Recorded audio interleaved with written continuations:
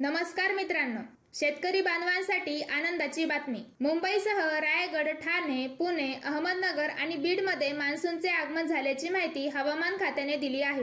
दरम्यान राज्यामध्ये काही भागात ऑरेंज अलर्ट जाहीर करण्यात आला आहे, तर 14 तारखेपर्यंत राज्यामध्ये पावसाचा जोर काहीसा जास्त राहील। चला तर पाहूया सविस्तर मध्ये काय आहे नेमका अंदाज। तर मित्रांनो, तळ कोकणात रेंगाळलेला मान्सून रविवारी मुंबईत दाखल झाला, त्यामुळे उकाड्याने हैराण झालेल्या मुंबईकरांना काहीसा दिलासा मिळाला आहे। नैऋत्य मान्सूनची धडक पुणे, धाराशिव, लातूर आणि नांदेड पर्यंत पोहोचली असून तो उर्वरित महाराष्ट्र व्यापणार आहे। दरम्यान राज्यामध्ये काही भागात ऑरेंज अलर्ट जाहीर करण्यात आला आहे।